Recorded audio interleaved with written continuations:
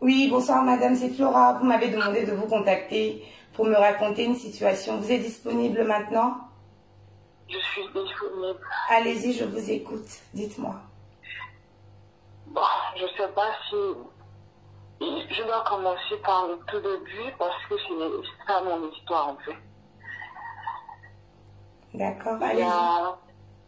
il y a quelques années, ou plusieurs années en arrière, j'avais 14 ans et je vivais avec ma grand-mère. On n'était que toutes les deux. Et la plupart du temps, elle n'était pas là. Donc, je restais seule à la maison. Et cette période-là, j'allais déjà au lycée, je pense. Oui. Et j'avais ma meilleure amie, bien plus âgée, peut-être de 5 ans, qui a été dans la même classe que moi. Et lorsque il arrivait qu'on se retrouve ensemble avec des camarades de classe, des filles ou des garçons qui parlaient de leurs petits copains, moi j'étais toujours en retrait parce que je n'en avais pas. Et un jour comme ça, je sais pas, je s'est organisée avec un garçon de notre quartier parce qu'on était elle et moi dans le même quartier. Lui disant, il lui avait dit que il m'aimait bien et puis voilà, qu'il voulait être avec moi. Moi, sans savoir tout ça, ils se sont arrangés et puis un jour, elle me demande de l'accompagner, de marcher. Et elle a simulé avoir oublié son porte-monnaie. On arrivait au niveau de la maison et ce que je vous raconte, c'est mon histoire. Dieu m'en est témoin. On est arrivé au niveau de la maison de ce jeune homme. Elle m'a dit, oh non, j'ai oublié mon porte-monnaie, est-ce que tu peux m'attendre là? Je le connaissais bien. C'était un grand, je le connaissais très bien. J'ai dit, ok, je t'attends là. Et le type, c'était une chambre. Il n'avait pas d'autres pièces.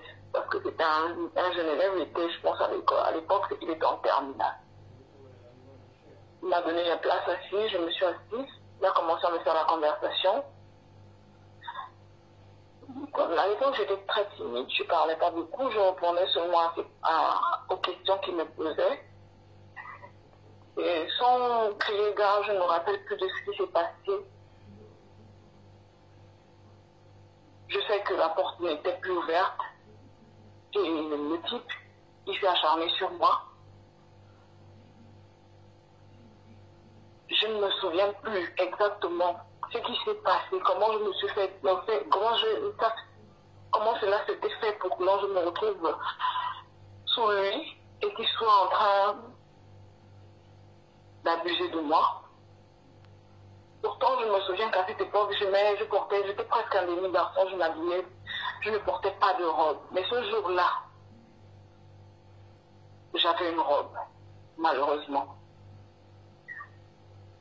Et je suis sortie de là, et d'ailleurs mon ami n'était plus revenu, je suis sortie de là tout en pleurs. Je suis arrivée à la maison, il n'y avait personne, je ne savais pas à qui me confier, je ne savais pas à qui parler. Ma grand-mère avait passé du temps avant de revenir, peut-être 2 semaines, et j'ai commencé à être malade. Quand j'ai commencé à être malade, j'ai dû me confier à ma grand-mère parce que j'arrivais plus à faire pipi. Quand je faisais pipi, il y avait du pus et j'avais mal. Et j'ai dû finalement me confier à ma grand-mère. Elle m'a emmenée à l'hôpital et là le médecin me demande si je connaissais les garçons. Je lui ai dit que non. Après il m'a fait des examens, il m'a demandé de lui avouer la vérité. Je lui ai dit la vérité que voilà ce qui s'était passé. Le garçon m'avait brutalisé. Et il m'avait dit que j'avais le gono. Il m'a prescrit une ordonnance que ma grand-mère avait achetée et tout. J'ai suivi le traitement. Et quelques années plus tard, je pense entre 2 ans ou 3 ans, le meilleur ami de mon oncle est venu et la même scène se reproduit. Après le premier viol, on va dire, l'ami de votre oncle également, quelques années plus tard, a également abusé de vous. 2 ans plus tard, je pense, 2 ans, j'avais 16 ans. 2 ans plus tard, c'était le meilleur ami de mon oncle, était comme le deuxième fils à ma grand-mère. Et ma grand-mère ne lui refusait carrément rien. Quand il est arrivé, cette période-là, il avait dit à ma grand-mère qu'il est arrivé, c'était un professeur d'université. Donc moi, nous, on était en province et il était venu pour des vacances. Et sa famille devait le suivre un peu plus tard. Et il a dit à ma grand-mère qu'il avait la maison toute sale, il y avait la vaisselle à faire et son linge était sale. Est-ce qu'il pouvait est-ce que je pouvais aller lui rendre service pour la journée et tout? Ma grand-mère lui a dit qu'il n'y a pas de problème, c'est ta fille, elle peut venir. Moi, sans arrière-pensée, c'est mon oncle qui ne pouvait pas penser et pouvait imaginer qu'il pouvait me faire ça. Il est venu me chercher en voiture ce jour. On est arrivé chez lui. Je lui ai arrivé au salon, je lui ai demandé tonton, je commence par la cuisine. Il m'a dit non, commence par ma chambre. Il m'a indiqué la chambre. Je suis allée en chambre. Mais le premier pas que j'ai posé dans sa chambre, il m'a poussé. Là, je me souviens avec tous les détails. Il m'a poussé dans sa chambre. Et il a commencé à me regarder. Je lui ai posé la question, mais c'est brûle. Je lui ai demandé, mais qu'est-ce qui se passe? Pourquoi il me fait ça? Il m'a dit, tais-toi, écoute, même si tu cries, il n'y aura personne pour t'entendre.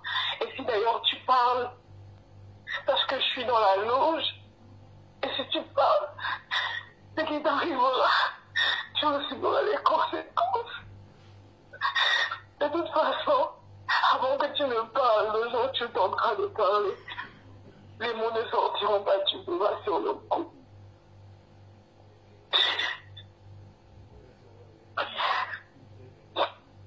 Il a abusé de moi. J'ai pourtant essayé de crier ce jour. J'ai crié de toutes mes forces. J'ai appelé à l'aide, j'ai appelé Dieu à l'aide.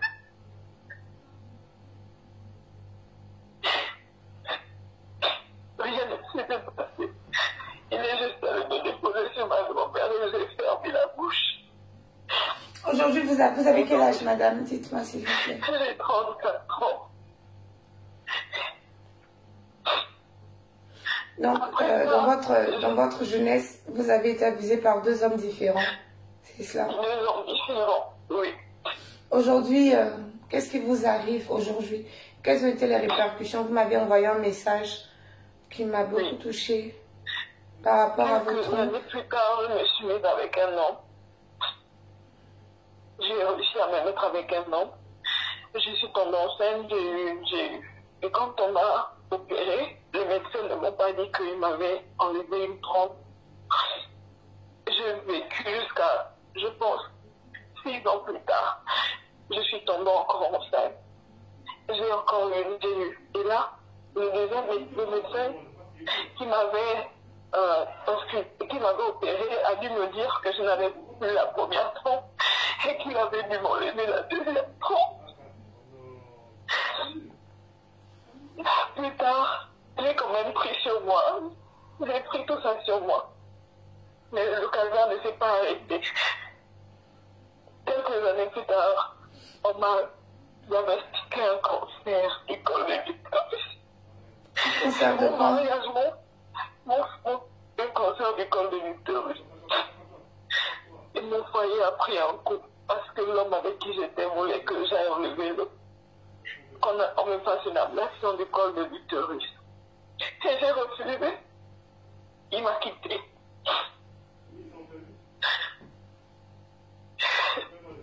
J'ai essayé de recoller les morceaux de ma vie en continuant à être une femme, espérant que quelqu'un pouvait m'aimer et puis pouvoir me supporter. J'ai rencontré un autre homme qui, pour les mêmes raisons, m'a d'abord fait croire au tout début que je pouvais être une bonne femme, une femme qui pouvait aimer et qui pouvait être comme toutes les autres malgré le fait que je ne pouvais plus avoir les enfants de façon naturelle. Il m'a fait souffrir pendant 4 ans durant. J'ai pleuré les larmes de mon, toutes les larmes de mon corps, 4 ans durant. Aujourd'hui, je revis la même chose. Tout ce que j'ai fait, ma famille m'a abandonné. J'ai vécu dans les maisons des gens, dans les églises, pour essayer de vivre, d'essayer de supporter. Et c'est pensant que je pouvais être toujours une personne. Aujourd'hui, je n'arrive plus. J'arrive plus. J'arrive plus. Ma propre mère m'a causé, m'a accusé de sorcellerie. Qu'elle dise à ses frères que il ne faut pas qu'ils s'approchent de moi parce que je risque de manger leurs enfants.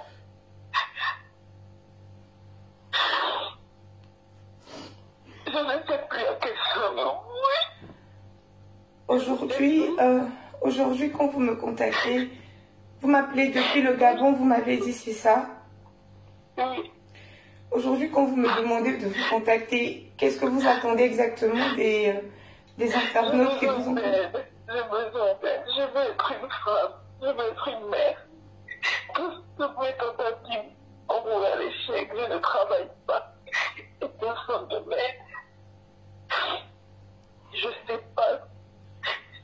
J'ai essayé de travailler pour mettre de côté, mais ça n'a pas fonctionné.